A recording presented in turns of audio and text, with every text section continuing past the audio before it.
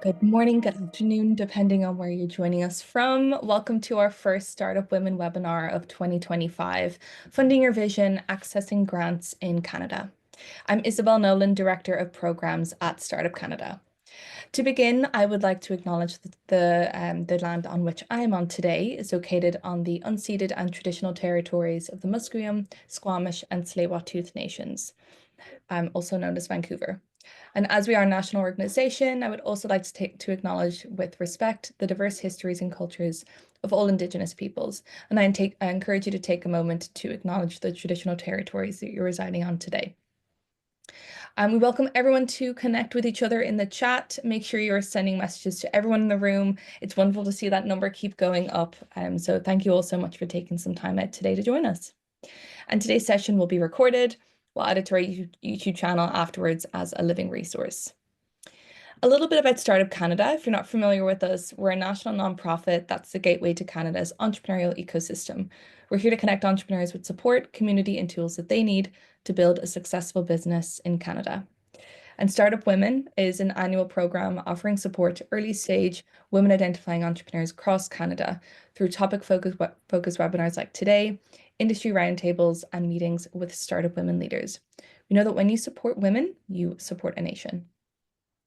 For the month of March, the Startup Canada podcast is bringing you 4 beautiful conversations with women founders in the femtech industry across Canada.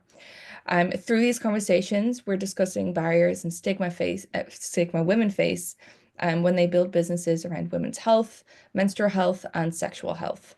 So tune into the Startup Canada podcast every Tuesday in March, wherever you listen to your podcasts. Before we get started, we have a short message from one of our co-presenting partners, the Scotiabank Women Initiative. The Scotiabank Women Initiative is dedicated to your success on your terms. I'm shaping our industry's vision for the future. I can expand my business without borrowing from my family. I know I can face anything, thanks to my network. I'm ready for my next chapter. I'm inspiring future leaders. I'm making sure my family's future is secure. Define your success, and we'll help you achieve it. With unbiased access to capital and tailored solutions, bespoke specialized education, and holistic advisory services and mentorship. Join our community of women today, the Scotiabank Women Initiative. I'd also like to take a moment to thank our other partners. So our other co-presenting partner is UPS. Our ecosystem partners are MasterCard, WEOC, and Constant Contact. And we have a community of partners that will add a full list to the Zoom chat.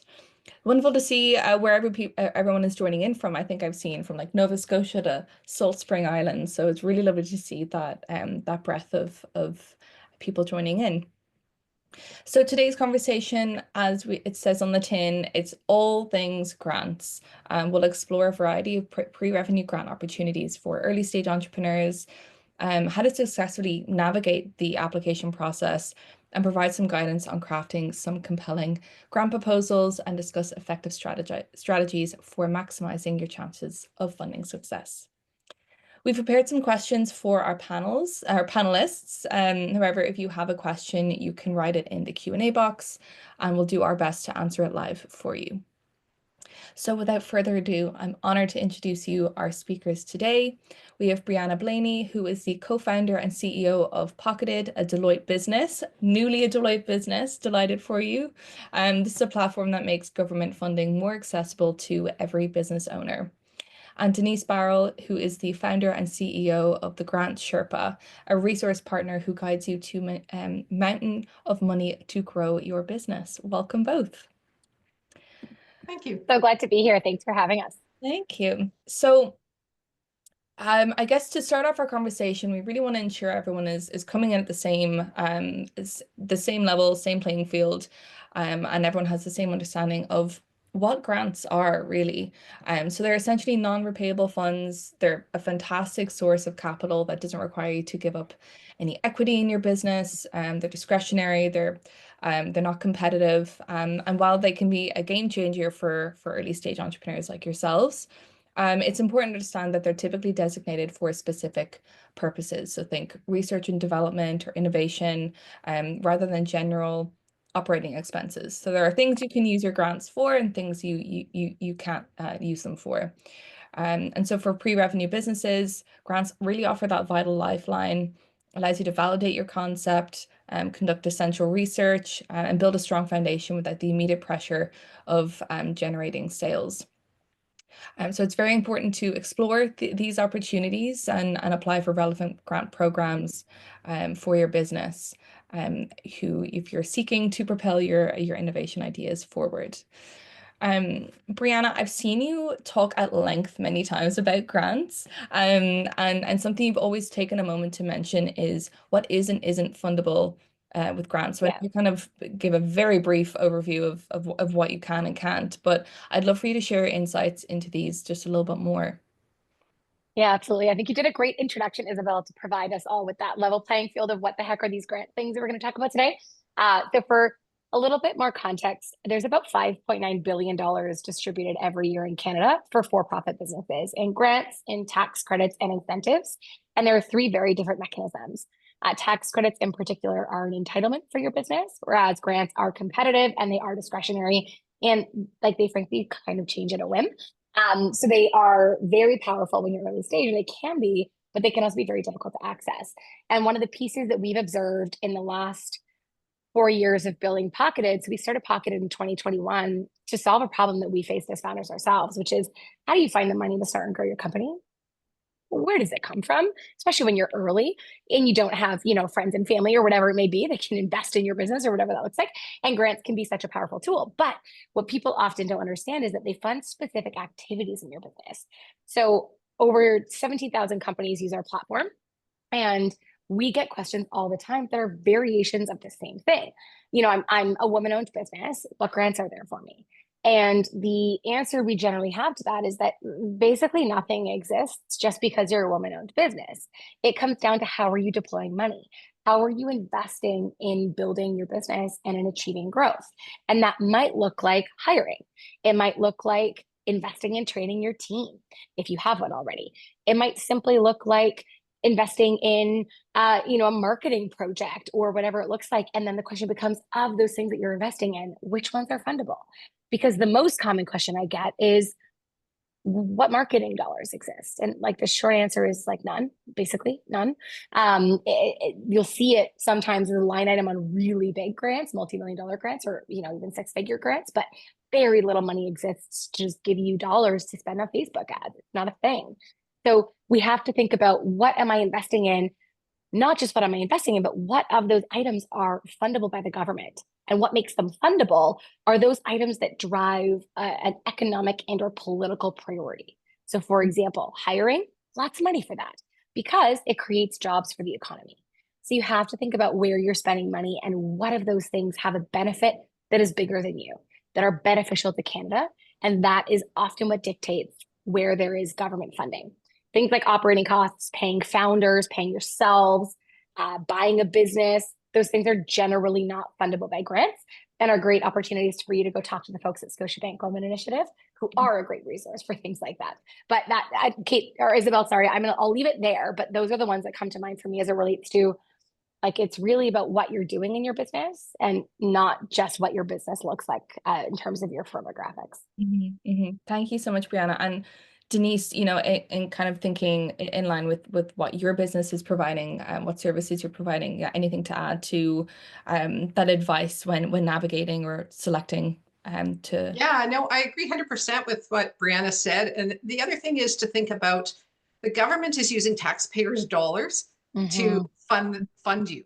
And so one of the things I ask people, when you're going to think about getting funding, are you planned? Are you planned enough? So go around, like, think about this. If you were to go and ask your neighbors who contribute to those taxpayers' dollars, and you show up with a plan and say, hey, I'm thinking about growing this business and I want money to pay for my salary, much like Brianna said, like, your neighbors are going to say, what my taxpayers' dollars are going towards your salary? That's not something I want to fund. So the government is really stringent about how they invest in the businesses. And so they're looking for really planned businesses so that they get a return of investment. So it's not just about giving you free money, because everyone thinks, oh, the grant money is free money. I can start my business on free money. And that's not the case. Yes, it's great money and it could be free money, but you have to contribute it, and you have to contribute a percentage of money. So you have to have money to make money. And that's why we started out working with funded startups and scaling companies, because companies, to get ready for grants, have to have their own money in place. And then the other thing that, in addition to these different types of activities, there's certain sectors that the government is trying to inspire and grow. And their agriculture, their healthcare, their energy, their clean technology, their oceans, their advanced manufacturing. That's where the core grants are, because that's where we spin our economic engine as a country. And then there's other grants like in digital tech and AI that might fit in as well. So it's trying to figure out, what is your company doing? What do you need the money for? And then what are those things or activities that you're doing that could trigger grants for you? Mm-hmm.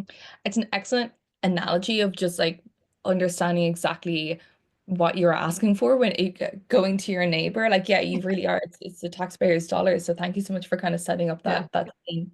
I just want to remind all of our participants, make sure you're sending messages to everyone in the chat. Zoom has a default setting to just send it to hosts and panelists, so make sure you're able to connect with everyone. And if you do have a question, please add it into the Q&A box so I can keep track of everyone's questions. So I guess we'll lay it out in terms of like identifying and understanding different grant programs that might be applicable to early stage entrepreneurs.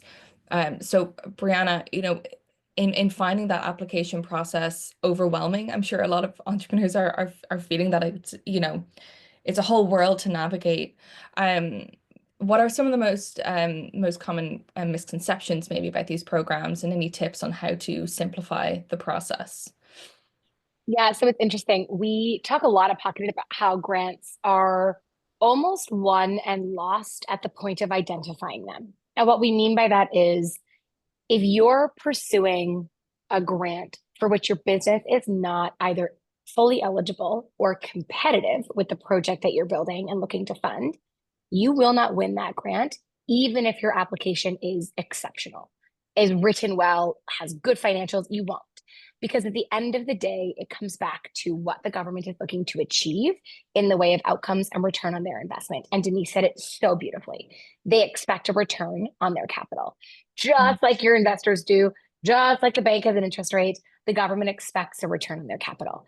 So I think a common misconception, and something that I think is so hard, is, I see a program and it looks exciting and I want to apply for it, and I don't go deep enough into what's required. So I don't confirm that I'm fully eligible and that I meet the nuanced criteria.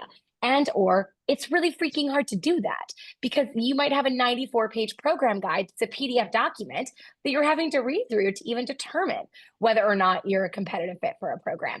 And then what does that even mean, being a competitive fit for a program? Because there's the stated criteria of the funder. And then when you talk to them, you learn, yeah, we technically fund whatever it is, renewables in this space, but we're really looking to fund is biomass projects. So niche. What?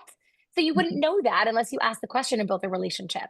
So I would say a common challenge is even just at the point of which programs make sense for me to apply for. And as an entrepreneur, Denise can probably relate to this. None of us have time. None of us have time in a day. So when you spend your time going after a program that you're not actually competitive to win, it's even more painful, because that time could have been spent building your business, investing in revenue growth, or any other number of things that would have equally driven capitalization for you. So I can talk about the actual application process, but I would argue that it's almost secondary. My experience is that, yeah, there are some gotchas in certain programs, but for the most part, people fail before they've even begun writing. And then, when it does come to writing your application, a couple of other things I will share is like the open date of a program matters way more than the close date on the program. What do I mean by that? Well, many programs in Canada operate on a first come, first served basis. They distribute capital on an ongoing basis. So if you wait until the deadline of the program and 700 people applied in the first 2 weeks of that program, you're not going to be funded. And the most popular export funding program in Canada is a great example of that. If you don't apply in the first 7 to 10 days, your chances of winning are dramatically lower and you're typically awarded less dollars. And we have the data to support that. So it's like grants in terms of actually writing your application. Sure, yeah, that of course that matters, and do a good job of it and don't have spelling errors and answer their questions and all of those things. But choose the right programs, do it early, and make it part of your strategy so that it's a proactive component of what you're looking at, as opposed to this like end all be all. Grants are not a funding solution. They are a piece of a funding solution. They should be part of your capital stack in your business. So I know that's not the direct application tips, Isabel, that maybe you were expecting me to give, but I think in my experience, they're where we see people really get tripped up. Yeah, and no, and it's completely fair, and applying for grants or even just looking for grants, it can be a full-time job. So I feel like that's a very valid tip, knowing what you're actually applying for and you're making good use of your time. To kind of follow on from that, Brianna, how does Pocketed help then with identifying these applicable grants? Yeah, so I didn't really introduce myself or Pocketed, so I apologize if any of you That's don't all know right. who we are. So Pocketed is a software platform. We're a toll grants solution, but what people know us for the most part, especially in the startup community, is the software platform that we built that is free for you to access. I'll drop a code in the chat for anyone that hasn't already gained access. But what you do is you build your profile in the platform, and it's going to automatically match you with your eligible funding opportunities. It doesn't do the work for you of having to decide which ones are relevant for how you plan to grow your business. That level of critical thinking as you look at the programs is still your responsibility, or we do offer services, I'm sure Denise does too, to help you shortlist programs down. And that is done as a paid service. So Pocketed helps you go from the 1,762 programs that are open right now in Canada, I'm looking at it on my other computer, down to the 77 on average that your business might be eligible for. And then you can either use the tools yourself to determine the 1 or 2 that are relevant and worth pursuing right now, or work with somebody on our team to help do that work for you as a fee for service. So the software is a free tool and we encourage you to use it. We love seeing early stage folks using the tool. And then as you build your business further, you might look to bring in external support from our team to help you with both identifying and then actually writing and submitting and winning applications. It's a bunch of founders, so I can say this without being, well, I'm never actually that embarrassed about it, but we were super wrong when we started Pocketed. We thought it was enough to build software. It's not. Nobody just wants to know the programs. You all want to win them. You want the money. And we got that wrong early on in Pocketed. So we very quickly realized we couldn't just give you software. We had to offer the full solution. So we do that now. So that's what Pocketed is, Isabel, and that's how we help with that piece. And then, of course, lots of insights on what should you know about a program, things like what I shared about CanExport and some of our premium tiers in our platform that aren't free, but we'll show you things like that around when do I need to apply to increase my chances of success, and some new project-based matching for the thing that you're trying to build. So it's a lot of fun, and we love to work with startups. I love the energy you bring to it. You're making me sound like, okay, I want to apply for a grant, and I don't even have a business to apply for a grant for as well. I'm glad that you feel energized to apply for grants, because you're going to need it. Like grants are hard, just like everything is hard, right, Denise? Like grants are not easy. Totally. No. And I think there's just this like expectation that because it's from the government, it's going to be easy, and it's not. It's hard, and your founders, again, you don't have a lot of time. And the other thing, Brianna, you probably get this. Everyone thinks grants are just filling in a form. So I just need someone to fill in this form for me. Can you do it? And can you do it in 2 hours, right? And the reason, like, just to kind of give some background to what I do at the Grant Sherpa. So in 2015, the government came out with a grant, and they were doing a terrible job communicating it. And they came to me and said, Denise, you have a business network. At the time, I had a speaking and training network. And they said, hey, can you help us launch this, get this grant into the hands of your clients? And I said, sure, let's do it. So we did. And then I saw the opportunity for this money. And I went back to some of my clients and said, hey, there's this opportunity to use grants to solve these pain points you have in your business. And they said, Denise, we hate grants. And I said, why do you hate them? And they said, because we go through this whole process. 3 months later, they get back to us and we get rejected and no one tells us why. So why would we waste our time doing it? And then I said, hey, if I could help you navigate this, would you be interested? And they said, sure. And so I just organically started helping one-off clients, because there's this whole, there's this whole world of grants. I said it's like a rabbit hole. And even with a list, like even if you have a list, the list itself, it can be a rabbit hole. So people really want some support. And what we're organically kind of developed is helping people not only, it's not about the list, it's about understanding what is your business doing? What do you need money for? What stage you're at in your business growth? What's your roadmap?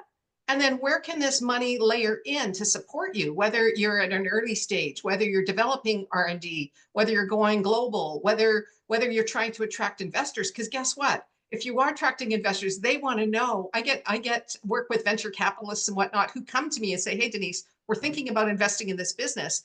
This company's doing a terrible job at the non-dilutive funding. Can you see what you can help them with so that we can have our money double? So it's not only just for you to understand that there's a strategy behind this. It's not just about filling in a form and thinking that money's going to come to you. Mm-hmm. Right. Denise, we've really lived that. So like we raised money in Pocketed in 2021, but we accessed almost 2x that amount of money in non-dilutive funding. And I'm seeing a lot of questions around like, are grants only for businesses that generate a ton of revenue? And the answer is definitely not. Pocketed made no money when we had grant funding. I started using grant funding, but what we did have was my co-founder and I put some of our own capital into the business. We were both previous entrepreneurs. We were by no means rolling in it, to be clear, but we were able to put in a little bit of seed funding ourselves to the tune of like 5 or 10K each, I think. And that money that we put in, we got 5x that amount of money in grants because we were able to use it, get the money back from the grant, use it again, get the money back from the grant, use it again, get the money back from the grant. So for us, it allowed us to tackle growth of our business with hiring grants. And we, at one point, had 95% of our payroll costs covered by grants. Because of that 5 or 10 grand we put in each, it allowed us to pay payroll, then get paid back by the grant, and then pay payroll again and get paid back by the grant. And so it's not necessarily about making a ton of money. There's lots of companies that won't make money for 5 years, depending on the deep tech space they're in or biotechnology. Not everyone's going to make money quickly. But access to capital in some way is a prerequisite to successfully using grants because all of them, all grants require you to have some capital up front or do a matching contribution. The exception is like competition, but that's a very different thing with a less than 1% success rate. Yeah. One of the things that I talk about is the buckets of funding to kind of get yourself going. So you may have your money, there could be friends and family. There could be banks that provide loans to help you get started. There's a lot of women entrepreneurship loans out there as well. And then there's investors, right? So you have to look at where's this landscape of where am I going to get the funding? And you need to be properly funded in order for you to get these grants. So grants aren't just like, as we mentioned earlier, they're not just free money. You need to be able to contribute and show in your financials that you have this money in your business to be able to capture this. And then you can start getting those grants into your business. But if you show up, I had someone a couple of weeks ago show up and say to me, hey, Denise, I just have a question about getting grants. And I think the government should fund my operations and getting started. And I said, well, that's not going to happen. So plan B is kind of find your own money and then start building your ideas. And you're right. You don't need to have money, be attracting money if you're developing, like, for example, a technology. A lot of my clients don't have revenue coming in, and they may not have for a few years while they're developing their technology. However, you need to show the data within your business about what your roadmap is so you can show where you're going to get the money or how you're going to grow the money or how you're going to attract the investors in the future. So being planned is huge. And thank you so much. That I love sort of that back and forth between the two of you, like kind of like setting each other off. And I feel Annalisa had added a question into our Q&A, and I feel like you both hit the nail on the head with that question. So Annalisa, I hope that answered your question. We've a great question from Melanie Ewan. How do we approach building a grant strategy amongst all of the unknowns in the current political environment? They said there, I'm hearing a lot of chatter with founders asking about grants and financing to offset these tariff confusions and impacts. But also generally speaking, we're in the midst of a grant shifting or a government shift in Canada. So how might we expect this to impact budget and grant programs? It's a large question. Yeah, just in general, I'm just going to talk in general, and Brianna, follow up with what your perspective is. But what I'm seeing, so just to understand the landscape, the money for grants, typical grants, the federal government puts the money in once the budget passes around April 1st. And so they've already created agreements with different programs as to how they're going to award this grant funding to these different organizations. So usually the money flows in April and it's distributed to these organizations to run programs. The uncertainty right now is how that money, given the changes in government, changes in our prime minister, the election coming, whether or not that budget moves forward. I think, just from my perspective, I think what's going to happen is the government still wants to stimulate the economy. And so they're going to continue to support, keep the economy moving versus just hold back all the money. They're going to continue to support that. And that's, again, my opinion. They're doing things like, I know I've been watching and getting information about the trade, right? Information on trade. Innovation and trade is open. CanExport is open. Their priority obviously is going to be countries outside of the US and where they have great trade relationships. Some of the countries like the Indo-Pacific region, for example, is a big push that they want companies to kind of apply and pitch into that space. So there is challenges and uncertainty. Number one is figure out what's happening in your market and what your sector is doing. There's still lots of activity. There's still lots of opportunity, both in Canada and internationally. It just needs, I think one of the things that we're seeing in our economy today is that we've relied on the US to do business with because they're the same time zone. You know, it's easy to travel. You know, it's easy to do business because we know the language. We're now having to rethink our strategy in terms of how we're growing our business. But there is still lots of strength in our economy and lots of opportunity for companies. Thank you so much, Denise, for tackling that question. Melanie, fantastic question. Thank you so much for bringing that into the conversation. I am scrolling through our chat because I know we've got some questions coming into the chat. So I'm going to kind of do my best to find it, but if you can also put them into the Q&A box, it just makes it a little bit easier for me to make sure we're capturing everyone's questions. Tessa's asked a question around building the relationships, and I assume that they mean, you know, building relationships with maybe possible with funders, yeah. So advice on building these relationships once you get the grant. Yeah, so I would argue that relationships start before you get the grant. So I think I would invert that would be the first way I would respond to that question. So relationships in business, we all know are just critical, and that's not an exception as it relates to funders. But what most people don't understand is that funders, generally speaking, want to help you be successful. So when you reach out to them, a program manager or somebody within the organization, you will find that they're often willing to have a conversation with you about your project. And they can give you feedback on whether or not your project aligns with the pillars they're looking to fund through what's remaining in their funds or through this intake cycle. And we've had dozens of our clients end up not pursuing applications and intake cycles because the funder was really transparent that their business type or the project they were looking to fund really wasn't aligned with how they were planning to distribute capital that go around. So you can and should be making those calls early. If you're in a certain industry, you can reach out to the funding bodies in that industry or even the funders, the distribution agents of that grant, and ask the questions. Say, I'd love to have a quick call, learn more about this program. And that's really where it starts. So it is a bit of cold outreach, which I know can be uncomfortable for folks, but a reframe for you is that it's their job to distribute taxpayer dollars. I think Denise did a great example of talking about that framing of taxpayer dollars. It's their job to help you. It is. So make the ask, share with them about your vision, what you're looking to build.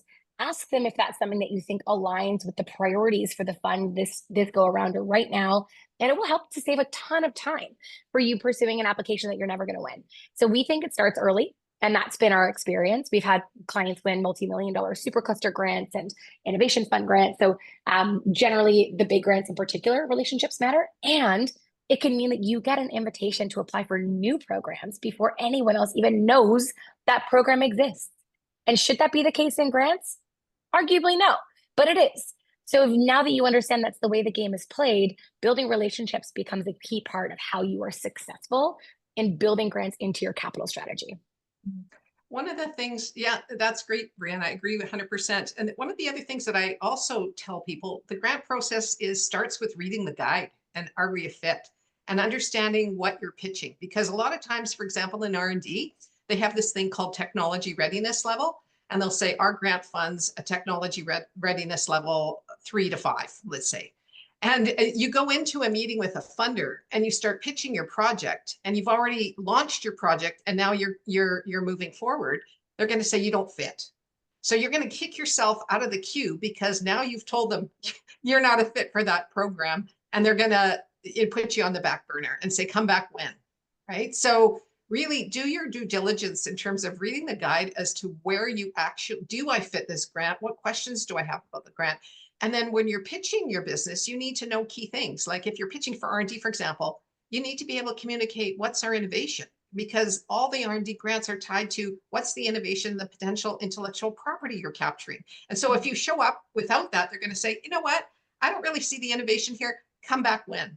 And it delays your ability to get in the queue to access funding. So really know what the grant's about, read about it. And the other thing I also ask is ask other founders. If you're in any networks, ask other funders, have you gone through this process? What did you find meaningful? If you don't, if you don't know yourself.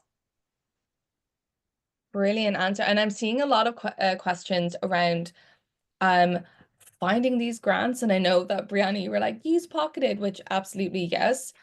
We have also created like a document, if you will, where we've tried to capture as many different grant programs that are currently open, or different places where you can find all these different grants and grant programs. But to Brianna and Denise, is there any sort of strategy aside from that, or is there some sort of like magic list, or how can entrepreneurs really be keeping up to date with exactly what's open, and anything that they should always have on hand with them to be ready to just apply for these grants that are opening? Yeah, I mean, yeah, literally start, Pocketed. Yeah. Yeah, I was going to say quite literally Pocketed. We have the most comprehensive database of programs in the entire country. It is more comprehensive and current than the government's version, which typically displays federal programs. And we'll also show you private sources of capital. So much so that Deloitte bought us as of Monday of this week. So we back end and have software that several of the big four have used. This week, it was announced that Deloitte has acquired Pocketed. So we're now a Deloitte business. And I do encourage you to use it as a tool and a resource to find grants. Spreadsheets, I think, I get it. Grants literally change every day and many times throughout the day. So your spreadsheet is going to be impossible to maintain, folks. Use tools. Our technology stays on top of grants so that when there is a change in a program, whether it's the open date, a criteria, anything changes, you will see that reflected for you in real time. It's going to update your matches if you're no longer eligible based on how that's changed. So use the technology and tools that are available to you. I think that's a very important piece of it. But, to answer the question in a slightly different way, that's to find what programs are out there. But how do you determine which ones are the right fit for you? And that starts by building and understanding your funding strategy and your business strategy. So understand, what are you trying to accomplish? What are you investing in your business to help you get there? We do have a free funding roadmap tool that can help you think that through. I'm sure Denise offers solutions around that as well. For us, it's just a free tool that you can think about grants in a different way and think about the project that you're doing in your business that might be fundable by grants, and then which grants should fund that project. But I did see a question earlier on that I'm going to quickly address, Isabel. For anyone that's less familiar, there are 6 big buckets of grant funding. So there is hiring grants, which allow you to subsidize wages for people that you hire. There's training grants, which are designed to help you upskill your team. It's also a great tool for anyone that delivers training as a service. Think about how grants can help your clients buy what you sell. So that's a really cool way to use grants, even when you're a bit early. They fund research and development is a big pool of capital. Commercialization, so anything that allows you to scale your go-to-market or pilot your product and get market adoption of what you've built. Market expansion, which is export funding. Denise talked a little bit about the shift that's happening, and you see it very publicly through CanExport, with not so much focusing on the US. We're trying to diversify away from that. And then capital expenditures. Right now, there's quite a bit of funding as it relates to capital expenditures. So buying manufacturing equipment, et cetera.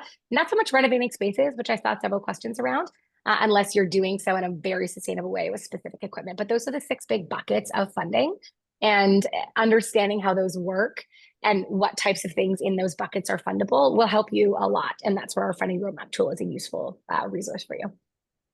Yeah, just to add to that, Grants are also tied to the sector that you're in, so where your business falls into a sector. And then there's other, sometimes there's diversity grants. There's a lot of grants. If you're an Indigenous-led business, there's a whole different pool of grants that could relate to you, as well as loans and funding and et cetera. So important to be clear on what you need. So when we work with companies, what we're looking at is trying to help people understand, what is your business doing? Start with the strategy. What is your business trying to achieve? Because you don't want to just apply for a grant because a grant's there. You want to make sure it supports the vision and direction you want to go. So a lot of people say, well, I'm going to pivot my business because there's a grant for this. That's the wrong thing to do, right? You want to stay on track, because not only if you have any friends and family money or investors on board, they don't want to see you pivoting just for a grant purpose. So it's figuring out what it is that we need money for. And then we provide that service. So we provide that hands-on service. So we help people, number one, figure out where they need money for. Then we talk about, hey, here's the options that you have. And here's why we're going to go after this money for this part of your project. We're going to go after this money for this part of your project. And then we're going to go after this money to help you address this pain point. So we help people build out that roadmap. And then we help them understand the process of how to pitch. Because it's not only, sometimes even when you're talking to a funder, if you pitch, if you say that share the wrong thing, you get kicked out of the queue. So we help prepare people of what they can expect when they're having those conversations. And then we help them with the grant writing process and gathering their supporting docs that you'll need for each grant. So we kind of do that more hands-on. Agree Pocketed has a wonderful list. Business Benefits Finder is the government site that people can access. There's lots of resources and lists, but it's more than lists that you need to kind of help you figure out that process. Excellent. And sorry, I'm getting great conversation in the chat here as well. I'm listening to you both speak. I'm like, yes, yes, yes. And I'm like, okay, what else, what other supports are people specifically looking for? I did see a comment there, and it's something that myself and the speakers talked about in our speaker call last week around, this is a program for women identifying entrepreneurs, absolutely. But we specifically did not want to focus on grants for women, because it's such a small percentage of what's actually out there, and we really want to ensure that you're accessing all the money that you absolutely can. Can either of you talk? Can I get on my soapbox, Isabel? Can I get on my soapbox on that one? Go for it. Folks, do not limit yourself to the woman money. Don't do it. It's my biggest pain point as a woman identifying founder. Oh my gosh, don't limit yourself to the woman dollars. And this is true in every type of capital you're going to go after. There is debt that is marketed for women. There's investments in equity capital that is marketed for women. There are grants that are marketed for women. Do not limit yourself to the woman dollars. Don't do it, because often they come with different strings that you should tap into all of them, and you should go after everything else. Grants to me are a great example of that. Less than 2% of grants in Canada are just for women. Less than 2%. It's worse than venture funding. That being said, to offer you a reframe, men can only access 98% of funding. Women can access 100% of grant funding. So being a woman will help and give you a competitive position to apply for certain programs, but please don't limit yourself to the woman dollars. They're often smaller programs. It's just different. So I encourage all of you, max out all of your funding opportunities, and by no means should any of you be limiting yourself to the woman dollars. Use them, but also use everything else. Yeah, and just to add to that, in 2019, the other thing to consider is, like, when we talk about when you're presenting your information in a grant application, the government in 2019 started to include diversity into how they award the money. So certain grant programs are looking at, we have to use 50% for women. We have to use, 25% visible minorities. We have to, and so they started adding diversity in the application. So one of the things I highly recommend when you're applying for grants, yes, Brianna is correct. There isn't a lot of grants just for women, but when you apply, share if you are a woman-led business. It's like a check mark in your application, because it means, hey, there may be access. We have to award some of this money to women. So if you're, one of that percentage points that are applying and no other women are, you get it faster up the queue. So think about when they ask these diversity questions, if you check off those boxes, it's really important for the government to know, because they need to award money to diversity in their process today. Thank you both. And yeah, Brenna, loved that you just got on your soapbox and said it, but it's true, and like in my soul. Yeah, but it's so true, and like if entrepreneurs are just going after that woman money, they're really pigeonholing themselves. So go after 100%, as you said. All right, we've got about 15 minutes or so, so we've got some really fantastic questions in the Q&A. So I'm gonna kind of focus on this. I love that everyone's coming with their questions. We've barely touched the questions that we drafted, which honestly is probably the better way to do these. Um, there's the questions around um a grant application, like how do grant applications differ between for-profit and not-for-profit? Either of you know if there's any major differences there? It's from Lisa. I'll just quickly comment. It depends on the type of business that you're running. So a lot of what I'm seeing a lot of on this line that's really important is social innovation. So social innovation kind of walks the line of the for-profit and the nonprofit sector. And it really depends on what you need the money for. And then looking at what are the grant programs that support some of the things that you're doing. So nonprofit supports how you're going to impact the ecosystem and how you're going to grow that community through the work that you're doing. And it goes down to the business structure, right? So how are you going to structure that business? Because they're two different types of entities. And then what when you're looking at funding for the for-profit, you're looking at, here are the things that we could fund. If, it's hiring, it's training, it's expansion, it's export, it's R&D. Again, think about when you're planning that business, what are the things that you want to do within the scope of the business? And that might help you define whether or not you're structuring your business as a nonprofit or a for-profit. Some of the companies that I work with have both, right? Because they have ways to be able to reach out to the community and offer services, and there's funding to support nonprofits. It's a different pool of funding, but and it's often more complicated in the process than the for-profit businesses, but they serve different needs. A lot of times the government gives money to run programs that are going to grow the ecosystem, educate the ecosystem. So it depends on what you're doing within your company as to which direction and where the supports are. Thank you. So it really again, it comes back to what are you trying to ultimately do with this money, and what are you exactly looking to fund? And the other thing, I often tell people, because I work with a lot of social innovation leaders, and one of the things I look at doing is I tell them about nonprofit and the for-profit funding that they might be able to access based on what they're trying to do. One of the things I also explore is, hey, you can run your for-profit, and maybe you can build a partnership with a nonprofit and work and collaboratively do a project with a nonprofit and put in a grant with the nonprofit where you're part of a project. Because the government, one of the check marks, especially the nonprofit today, is collaboration. They don't want to see people applying on their own. They want to know that they're collaborative in how they're building this program, and they're connected to the ecosystem as well. Mm-hmm. Thank you so much. All right, I'm doing my best to get to all of these Q&A questions. I've a question from Elizabeth. They've been very successful in raising close to $1 million through a combination of non-dilutive funding and angel investors.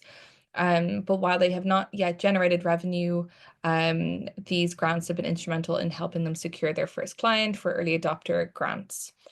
So the question is, how can we effectively position ourselves to our investors, highlighting that while grants have helped us secure the first client, our long-term success is driven by scalable business model and not dependent on further grants? That's really talking about that grants being part of that funding strategy. It's not just the only funding you're going after. I think structuring your business, so this is where, the core docs that are really important in your business, especially when you don't have the revenue yet, is a strong business plan, right? Because people want to know, it's again, return of investment, no matter whether it's the government or investors who are involved in your business. A strong business plan helps develop that story and confidence, because in the business plan, you're looking at things like, here's the innovation. So a lot of people in this space will talk about the innovation and how they're going to plan to protect it through IP strategy and intellectual property strategy. It creates a moat around your business to build confidence for the investor. Then you're talking about who are the experts on our team that have the capacity to move this forward, right? So you're building confidence through that story, that narrative in your business plan to be able to help people buy in or continue to invest. and then being able to achieve your milestones. So a lot of times, even if you're not there yet, because I have lots of companies that may be 3 or 5 years before they actually are in a revenue generating potential, but they're able to show the development and the success they're having, and the ability to articulate the market. So you have to understand your strong market story, that you know who the market is, you know how to reach that market. So all those pieces of the puzzle help to build confidence in people to fund you, both government and outside of government. Brilliant. Thank you so much. And great question, Elisa or Elizabeth. Brianna, we've got 2 questions here for you. I think the first one is centered around, you talked about, I think you said 95% of your team was being funded, or their pay was being funded through grants. Can you talk a little bit about that, and also like training grants as well, and what's out there? Yeah, for sure. So there is, again, 2 big categories of grants are related to people and people development and workforce development. So we have benefited hugely at Pocketed from hiring grants, which is one of my favorite categories of grants for earlier stage founders, because it allows you to gain access to talent and expand your resources and your capacity without having a significant financial risk or outlay.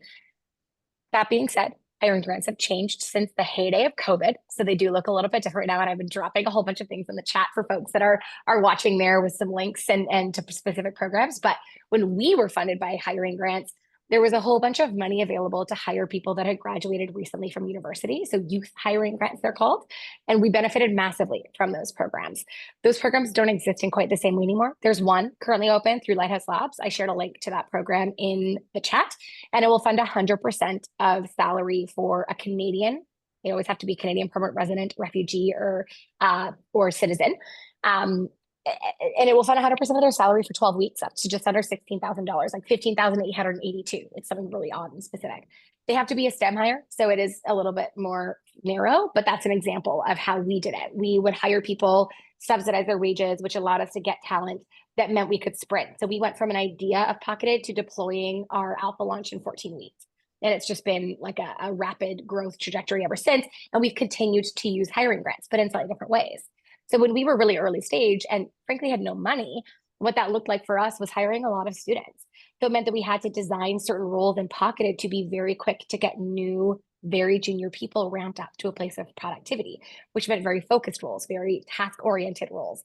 And then over time, that stopped making sense for us. It stopped helping us because we were spending so much time onboarding new people. But we did that for 18 months and it worked for us. And then all of a sudden it stopped making sense. And we would have only one role a year that we would bring in interns for, and always use grants to subsidize their wages.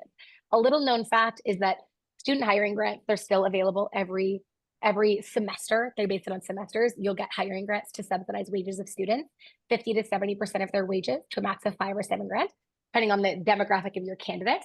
But little known fact is that Microsoft at one point was the single most SWIP awarded company in the country. So these are not just for early stage companies. Lots of large companies had used them too. They've redesigned the program a little bit, but that's a great way for you to reliably onboard people. And this can be used for a current team member that is maybe going back to school. They can't you can't fund a founder. So yourself, you likely won't be able to fund through those grants. It's hard to get grants for founders, but it's a phenomenal way for you to subsidize wages and be able to pay your people, even when you're really early stage. Excellent. Thank you so much. And I'm seeing a lot of questions around registered versus unregistered. Yeah, incorporated or not. Yeah. What type of business you are kind of classified under in your registration. Can you talk a little bit more about that? You know, seeing as a lot of our attendees today might be quite early stage. What are specific things you absolutely need to apply for any grant? So you can access grants even before you register your business or incorporate your business, just way less grants. And something that you'll find is that many grants, even hiring grants, are going to require you to have payroll. So there are just some considerations on where you're at and what makes sense. But the government is looking to invest in those that pay taxes because it is done with taxpayer dollars. So that's a bit of a reframe and why that's the case. The data point I shared in the chat is that on average, a registered or incorporated business is eligible for 77 programs in Pocketed, and an unincorporated business matches with 17. So materially less programs, and they're generally more limited in what they'll fund. You will not be eligible to go after large programs. but you also probably wouldn't be competitive to win those programs if you're not an incorporated business.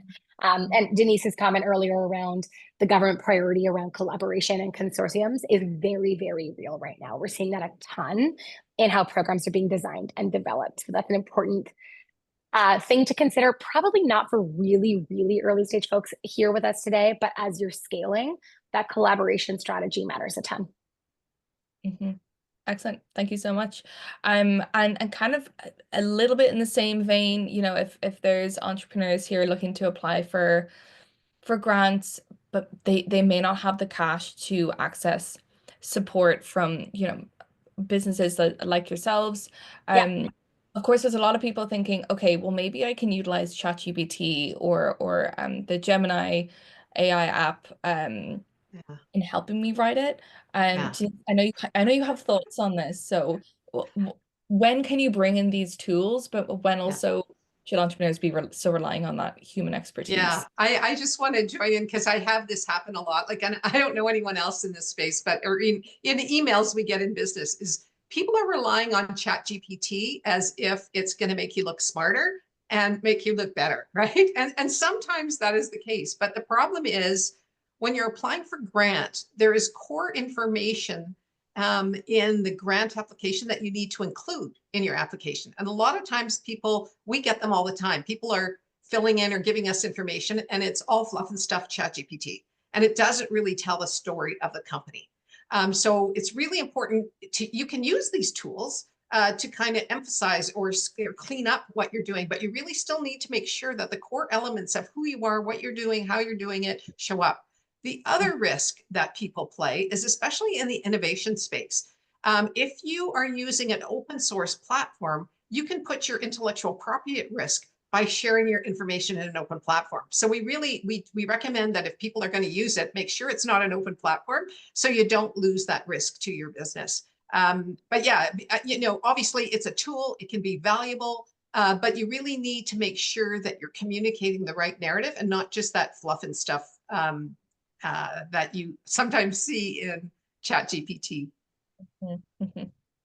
I have a slightly different take on it. I'm a really big fan of using tools like that. I'm a really big advocate for early stage founders. As someone that has been an early stage founder, you shouldn't be hiring people like Pocketed, like straight up. Don't hire us if you're a really early stage company. Figure it out. You will learn a lot in the process of figuring it out. And we're very, very generous in sharing resources to help you do it on your own, including providing you direct links to the actual application portal so that it's not a secret. We don't want to hide things from you. We don't really want to make money off of you. We want you to be successful. So I think tools like ChatGPT, Gemini, whatever one you might be using, are phenomenal level setting tools, especially for early stage companies. I agree with Denise that they cannot replace your need to think critically, review the information, make it your own, adjust for a sentence structure that very much looks like it was written by a grant. But there are certainly like some programs that I think are a phenomenal example of where you can and should use tools like that. And to me, hiring grants are one of them. Do not hire someone to do a hiring grant for you. Of every grant out there, they are the closest thing to a form fill. Do it on your own. It's going to help you think about your boilerplate for your business. It's going to help you think about the job description for the person that you're hiring. It's going to help you think about how you're going to onboard that person. It's going to help you think about how you're going to manage that person. Use ChatGPT to help you generate a job description. I definitely think you can and should do that. Do not pay us. Do it on your own until you absolutely are at a place where the opportunity cost of doing it on your own no longer makes sense. The exception to that, of course, is if you're never going to do it on your own, hire someone to do it for you, because it's better to get 80% of the grant, paying 20% to somebody else, whatever it may be, than zero. So like there's some boundaries on that, but I'm a really big advocate for using the tools that are out there. Yes, use your discretion. Don't disclose your entire IP strategy in ChatGPT, obviously, but use the tools that are available to you, please, before you are hiring people like Pocketed to do the work for you. Beautiful. Thank you so much, both. We are pretty much at time. I know there are still a few questions in the Q&A box. I'm going to share my my email. If anyone wants to reach out to me personally, I've already sent it to a few people whose questions we didn't get to. anything that was shared in the chat, any of those links, we're collecting all of them. We're going to package it together for you in that document that I talked about. I do think we sent the document as a PDF this morning, as well as in the chat, but we'll send it again just in case you didn't get it. And any follow-on questions, please do let us know. Brianna, Denise, thank you so much. We packed so much into an hour, and we could absolutely sit here and chat for a few more hours. But thank you so much for showing up, and the energy that you both brought. Your expertise is just unmatched. So thank you. Thank you Great again. to be here. Thanks for having us. Yeah, absolutely. Yeah, it was really great, Isabel. And thank you to the audience with all your wonderful questions, because this is how we learn, is through that collaborative sharing. So appreciate Startup Canada for organizing this and supporting women entrepreneurs. Thank you. Yeah, and I agree. Thank you to our attendees for showing up today. Incredible questions. And you brought the energy as well. I'm seeing all the actions in the chat. Yes, our recording will be on our YouTube channel in the next few days. So anything that you missed, you will be able to catch it all. So yeah, again, we don't want to gatekeep anything from you. We're collecting the information for you and laying it out as easy to follow as possible. If you want to learn more about Pocket Data, or if you want to learn more about the Grant Sherpa, reach out to them. Use their services if you can. Use all the incredible resources that they have available to you. Yeah, get started on those grant applications, everyone. All right, thank you so much. I'll do a quick thank you to our co-presenting partners, Scotiabank Women Initiative and UPS, our program partners, MasterCard, and Constant Contact and WEOC, and our community of ecosystem partners. Thank you all so much. We've got many other webinars that we're doing this year. The next one is from pitch to profit, so insider secrets to securing an investment. So a different side of the funding avenues. Thank you all so much. I hope you all have a fantastic rest of your Wednesday, and we'll see you all soon. Thank you so much. Have a great day, folks. Yeah, thanks, Isabel.